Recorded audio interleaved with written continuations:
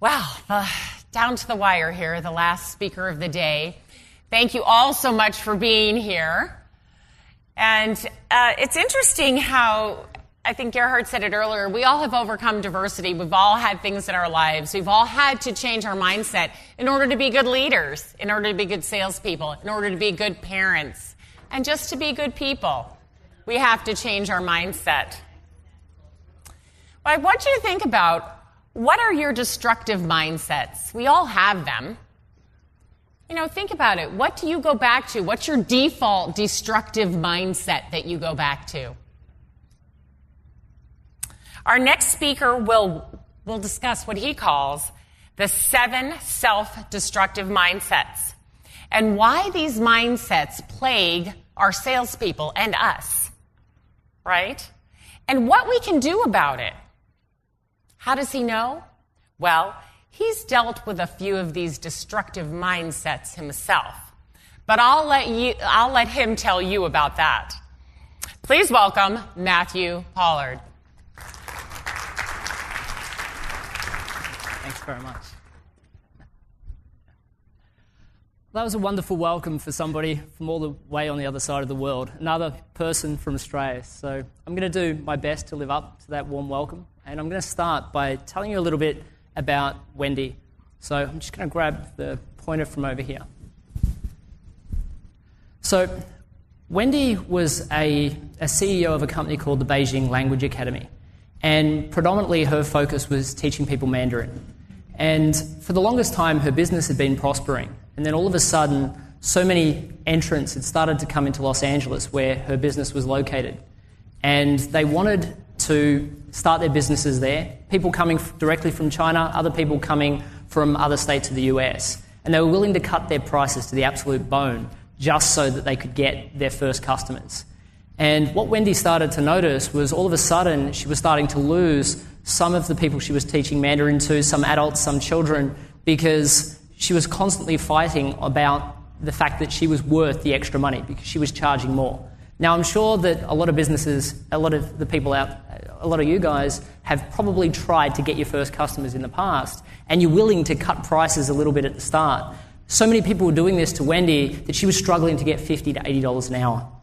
So she came to me with the problem of, how do I compete with all of these new entrants?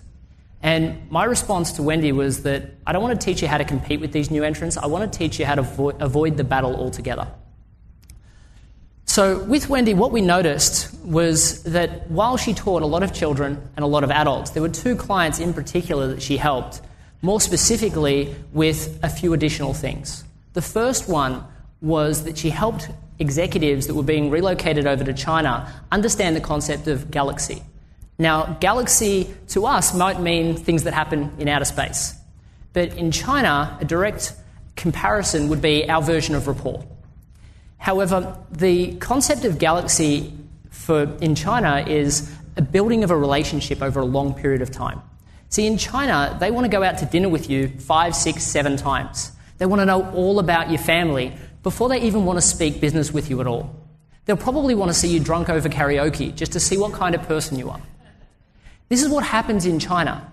Because the difference is, while in the Western world, we may go out to 1 meeting, maybe 2 meetings, maybe we'll go to a series of meetings over a month if the client's really dragging their heels on making a decision. But we're talking 12 to 24-month contracts.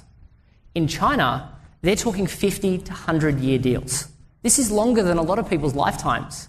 So they want to know what kind of person they're getting into bed with. And Wendy really helped these 2 clients understand that. The next thing she helped them understand was the difference between e-commerce in China and e-commerce in the Western world. And the third one, probably the most important, is helping them understand the differences or the must for respect in China. See, she helped them understand the importance of accent reduction. See, China's a different world, and when somebody hands you a business card, which I'm sure a lot of people here have received business cards today, and we put them in our pocket and continue the conversation. In China, you have to hold the card, look at the card, respect the card, bow, and then put it into your card case. Anything less than that, you may as well not do business in China. They'll see it as disrespectful, and you're out of the game. There is no sale to be made. So an executive not understanding these things would actually result in a very poor performing person being moved over to China. So the next thing with accent reduction is if they didn't understand the importance of not completely emulating the accent of somebody that was local, but at least being perceived as trying, then it would be seen as disrespectful, and therefore they don't want to do business with someone like that. So Wendy came to I spoke to Wendy, and we went right through exactly what she did. And I said, these people, you're helping them with much more than just language. Wendy, what are you helping them with? She didn't know. Her response to me was, well, I'm just helping them with a couple of little things that they need to know, otherwise they're going to get there and they'll fail. See, just like a lot of businesses, she was stuck in her functional skill. She perceived herself about what she did, not the value that she provided.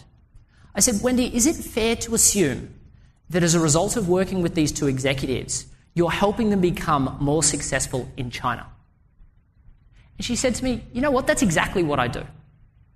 We rebranded her to the China Success Institute. Everyone that worked for her became China Success coaches. And we launched the China Success Intensive. The China Success Intensive was a 5-week program for the executive, any spouse, and any children associated with the executive that was being relocated to China. Now, why the executive and why the spouse and the children? Well, simply, obviously you can charge a lot more if you include the spouse and the children. But more importantly, if the spouse and the children were not happy in China, then the executive was going to constantly be called home. They would have to constantly deal with problems of acting out children, perhaps, or an unhappy husband or wife. So it was vitally important that everybody was successful in China. The China Success Intensive was a $30,000 program that ran for 5 weeks. So we've gone from struggling to charge $50 to $80 an hour, fighting to get every single customer and fighting purely on price, to a $30,000 program that runs for 5 weeks. We didn't focus on hard selling this. We went and spoke to a few immigration agents. Now, for those that don't know what an immigration agent is somebody you go to when you want to work in China, or if an Australian like me wants to work in the US. We go to an immigration agent and we get a visa. They get a few $1,000s for doing this, and it takes a lot of time and there's a lot of bureaucracy. She gave them $3,000 for at the end of the conversation when they got the visa, they would just say, so obviously you're going off to China. I just wanted to double check that you've done the preparation required to be successful in China. And they would respond, yes, I'm learning Mandarin. And they said, no, about truly being successful in China. And they would give them a couple of quick examples. And then they would say, I think you need to speak to the China Success Coach. They made a $3,000 commission from suggesting it. And Wendy made $27,000 with no hard sell whatsoever. That is the power of a differentiated and unified message. For Wendy, it was China Success. For myself, I'm a business coach. I'm a sales systemization expert. I'm a niche marketing specialist. I'm a branding strategist. I'm so many things it's confusing. I'm the rapid growth guy. I help organizations, large and small, obtain rapid growth. The simplicity of a message gets you to be heard in a crowded market. If Wendy had have started with sales, she would have already lost. With many organizations, we continually fight hard to gain clients, and we learn new skills, which serve us well. But if we can start with step 1, we can be a lot more successful. Customers are getting more educated. They know how to do their own research these days. They even know how to buy without us. If we don't learn to think smarter and adapt, we're going to get lost in the crowded market. And that's what we want to avoid. Now, I know what a lot of people are thinking. I'm a great salesperson. I have great salespeople. I have salespeople that can sell ice to Eskimos. But ask yourself, if you've got a salesperson that can sell ice to Eskimos, or you're a salesperson that can do so yourself, wouldn't you sell more selling blankets instead? That's what our focus is. Here's an example of a person that had 30 years experience at Oracle. He'd always earned well over $250,000 a year. He decided that he wanted to go out into business for himself. And he decided, so that he didn't risk failure, he bought a Sandler franchise. over a very short period, he struggled with a few things. The first one was he didn't know how to define himself separate from Sandler. He didn't know how to brand himself because the branding and the marketing had already always been done for him. We called him the sales simplification specialist. And we worked out what his packages would be. And we looked at what his pricing was and discovered he was well undercharging. Within 2 weeks, his income increased by 300%. And he didn't have to work any harder. Customers just liked the message more and were willing to pay a premium for it. He finally got himself out of the commodity price market. So what I want you to think about is what are the benefits that you provide? And then what is the higher level benefit of this? Now, for a lot of people, the core thing you're going to struggle with there is getting outside your functional skill. So on the website for the summit, there is a 5-step strategy that I give away that you guys can download, and it'll give you a logical process that you can use that'll help you work through this. So let's talk about niche marketing. People commonly say to me when I say you should focus on a niche, hang on a second, then I'm missing out. If you're speaking to everybody, you're truly speaking to nobody. And unless you've got the budget of Coca-Cola, it's ridiculously expensive. When I was about 26, I decided I was going to open up a business school. The problem is, nobody trusts a new school. Nobody wants to study at a new school. So I looked at 2 incredibly bad options. The first one was selling to executives, people that had already had a past qualification and wanted to advance their business skills. These people wanted a qualification that any employer would look at and say, wow, you're hired. Definitely not a new school like mine. The second opportunity, another bad opportunity, was looking at high school students looking to want to go to college. And for us, that was another horrible market. Why? We didn't have a fancy football team. We couldn't provide a great, fun environment for people. We didn't have any students yet. And on top of that, again, the same problem with the MBA students. We didn't have a long history that we had grown over hundreds of years to prove to people that they should study with us. What we did, though, is we went looking for a market that would listen to our message and get excited about it. And what we discovered was the market of tradespeople. Now, more specifically, these were tradespeople that worked on a trade site. So if you were building a house, you can imagine plumbers, electricians, carpenters. These were our ideal clients. Why? They left school at year 10. School for them, they hated it. A lot of times they felt let down by school, and because of that they created the message that if you can't do, you teach. This made them feel better about themselves and they went on with their lives. These are the last people that would ever want to go back and study in an educational format. However, if you look at the way that they were educated in their profession, they probably went and did an apprenticeship. They were probably taught through sarcasm and aggression that every time they did something wrong, now they're told off. And they had to quickly fix it or they'd get fired.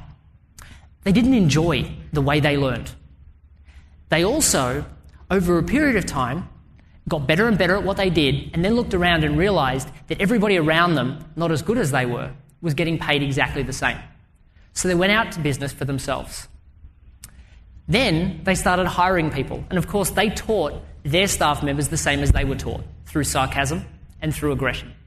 They found themselves responsible for all sorts of things that they didn't know about. Budgets and financial plans, marketing and sales, continuous improvement, strategy. They weren't equipped for this. They needed business coaching.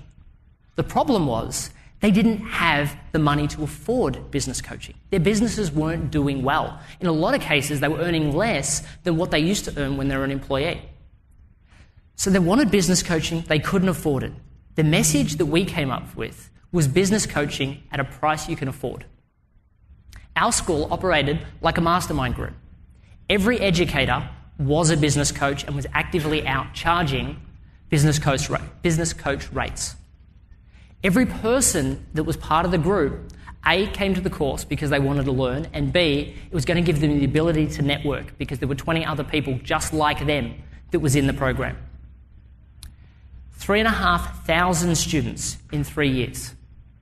Again, that's rapid growth. Now, of course, we started in the niche of tradespeople. And this is what happens in a lot of businesses. They say, no, but I don't want to just be focused in this one group. This one group it's not big enough for me. I want to sell to the world. We started with tradespeople on trade sites. Then we redefined what the word tradesperson meant. We decided that hairdressers and florists, they were tradespeople too. We signed up nearly 400 hairdressers into educational courses. Then we decided that doctors and lawyers were also functional skill people, tradespeople. They had a great functional skill, how to be a doctor, how to be a lawyer, but they needed to know more about how to run their business. In that 3,500 students, it included 3 of the top premiership, championship football teams, your equivalent of the NFL, Olympic sporting teams, your equivalent of Macy's, the company was called Harris Scarfe, your equivalent of Macy's, large franchises, the Law Institute of Victoria, and some large medical associations. Yes, we grew the boundaries, but we started off as being successful in one. Everybody is not your customer. As salespeople, we want to sell to everybody. Before it comes to that, as sales managers, we need to define the market. My salespeople, when they first started and they were selling to tradespeople, they knew exactly the problems of their customer. The clients thought we were mind readers because we'd speak to a plumber who said they had no problems, and within a very short period of time, we were suggesting problems that they may have that other people just like them had, and they thought, how could you possibly know this? Yes, these are my problems as well. By defining the market, you make yourself an unbelievable salesperson because you know what they're going to sell. You know what they're going to say before they do. Imagine the job of a salesperson is to charge the mountain. A sales manager's job is to work out which mountain they should charge.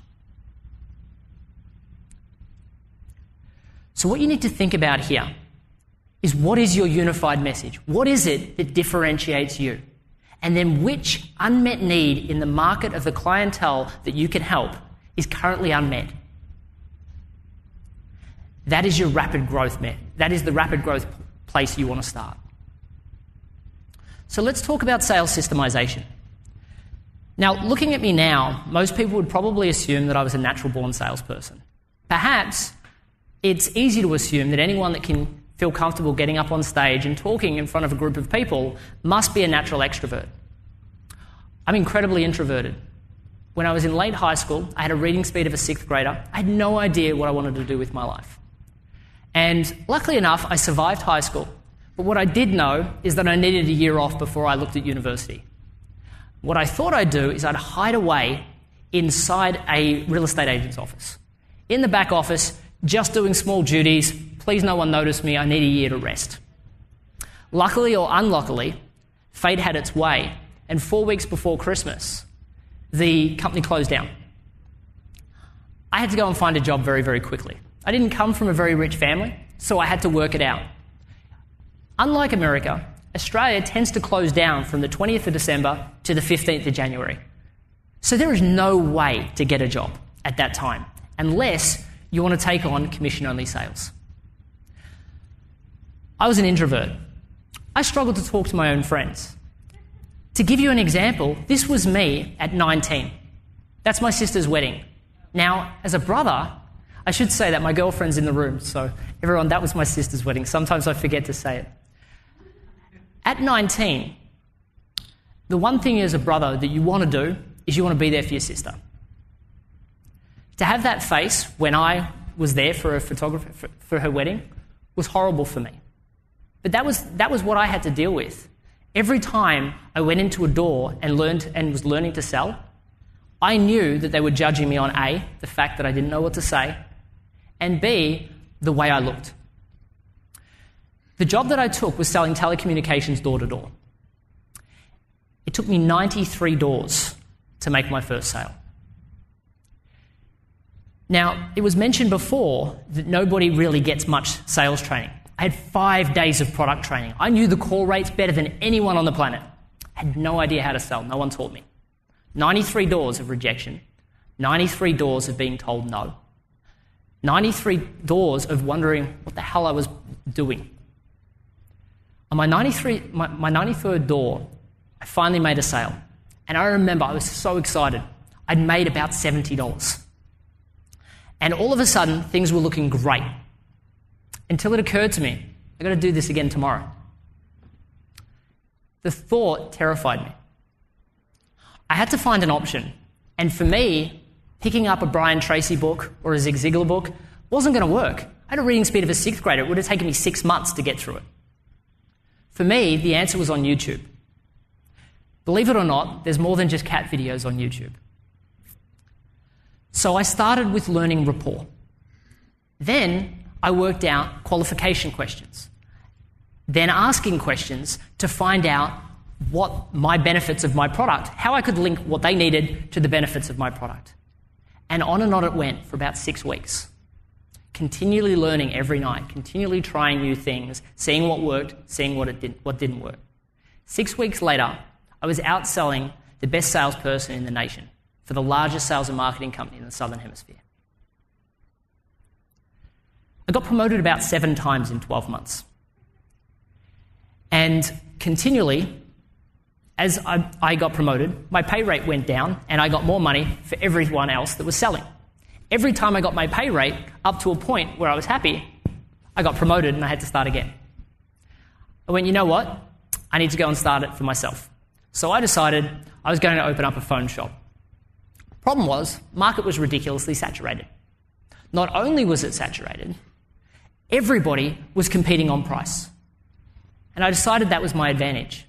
There were so many small businesses out there, so many professionals, that while they appreciated the savings they were getting, what they really wanted was if something went wrong, they wanted somebody to fix it really, really quickly. They wanted the service back. They needed the fact that if something went wrong, a person to realise that if their phone's not working, that's the line that calls in with the money. And they wanted it fixed really, really quickly. So we came up with the message of service you can count on. Didn't matter what service provider you went with. As long as you signed up through us, we would handle all your customer service. If you needed a phone dropped out to you because something went wrong, we would do that. If you needed somebody to wait on hold with the service provider for 8 hours to make sure something was fixed, we would do that. Now, of course, we had phone numbers that we could call that meant we didn't have to wait for 8 hours. But the concept of not having to wait on the phone for 8 hours worked really, really well for us. We became, within 3 years, the #1 supplier of business-to-business mobile phones in the country. By year 3, we turned over $4.2 million. Again, that's rapid growth. In 2007, I won the Young Achiever of the Year award. But more importantly, I went from scared to sell to teaching hundreds how to do it.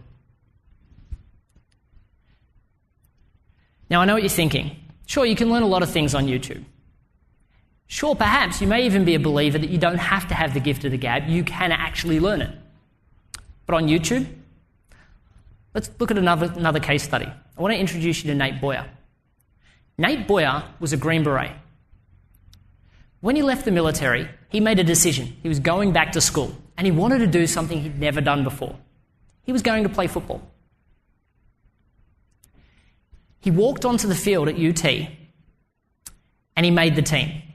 Now, I'm a new American, so I didn't know how hard this was, but I was assured it's almost impossible. Later down the track, he was signed to the Seattle Seahawks. At age 34, he was 8 years older than the average player, making him the oldest draft pick in history.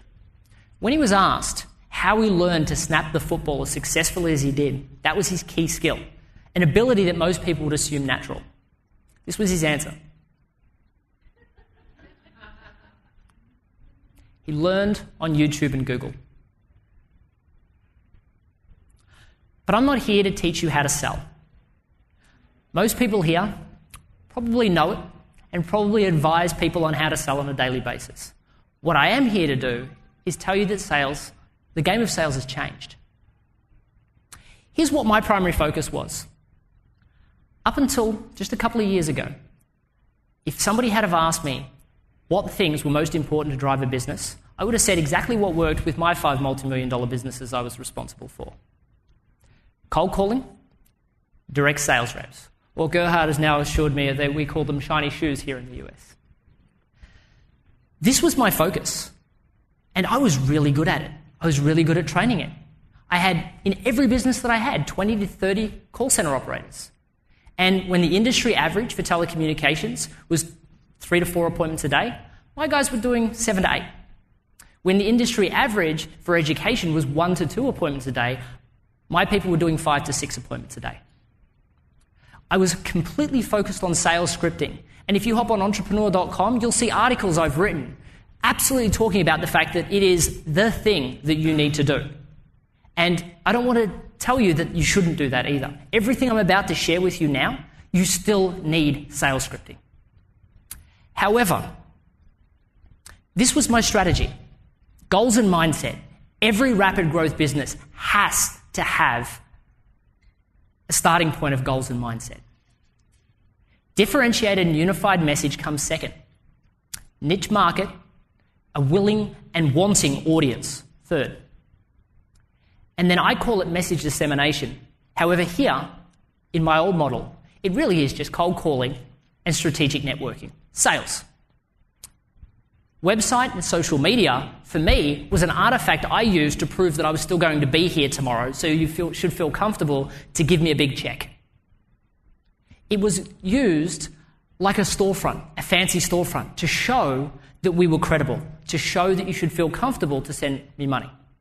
And my salespeople, obviously. However, it's time for a change of mindset.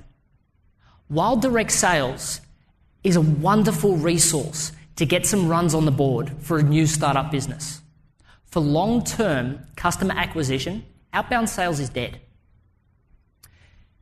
With the right message and the right strategy, customers now come to you. Customers are actively looking for a message that speaks to them directly. The trick is to use technology to create and point a megaphone in the exact right direction. The rapid growth sales system is technology, strategy, psychology to make your prospects chase you. This is the strategy I used that turned my business 100% inbound in 7 months. Now, I know this model looks a bit complicated. Truth is, there's a lot to learn, and I'm happy to share it with you. There are a key couple of things here that we're going to discuss today. One is that a website is not there to show credibility. It's to drive customers to book appointments with you. But the thing that you must have to make that possible is you must have an evergreen social poster, something that continually puts your content out to the world. The other thing you must have is a strategic following strategy where you're driving the right customers to check out your social profiles so that they can buy off you. All of this is to drive an email address. The email address is what you'll need to do then is send them an email sequence that nurtures them and educates them on the products and services that you offer, that gives them ridiculous amounts of value, that drives them to book a phone call with you. Then enter the sales rep with his sales script or with her sales script. The difference is that they've now contacted you. If they've contacted you, the price goes up. All of a sudden, instead of convincing them that they should listen for a second longer, they're now appreciating the time that you spend with them. This is the power of inbound. You don't need to take my word for it. You can check out my website. There's over 70 testimonials on my website for people that I've worked with that this has worked. You can check out LinkedIn. I think there's another 35 there. Here are some other cool things that it does. This person below me on the left or the right and above me on the other side, this is Jordan. Jordan has the #1 podcast on iTunes. And he and I are always trading places as the most viewed profile on LinkedIn. Why? Because he has a wonderful podcast. I leverage everything on my website to drive traffic to me and my website. In May of this year, I had 184 followers on Twitter. Now I have over 10,000. I have one post that went viral with 3,500 shares just on one post. On another, over 3,000, and there's a couple more just like that. It allowed me to become the number within the website I launched in February this year. As of yesterday, I was listed, I came third for the International Sales Blogger Award. The website's less than 7 months old. It resulted in a podcast that hit new and noteworthy in 3 continents within 24 hours. It allowed for a top trending story on Entrepreneur, over 1 million people coming to that website, and for me to feature on Fox 7 within 12 months of me moving to the United States. If you're wondering whether I sleep, yes, I sleep. My process is 100% automate and move on. There's a lot to learn here, and I would love to teach you about it. However, in 30 minutes, unfortunately, we're not going to get there.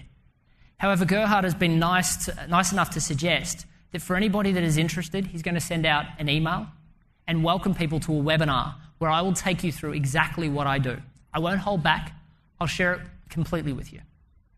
So just look out for that email, and hopefully we can start to create rapid growth businesses and systems where you don't have to focus on sales outbound every single second. It comes down to 3 things: differentiation, message unification, niche marketing, and sales systemization. If you don't adapt, you're going to be forgotten. I'm going to take you to a quote of one of your famous presidents. He said, "If I was given 6 hours to cut down a tree, I'd spend 4 hours sharpening the saw." It's time to sharpen the saw. Thank you.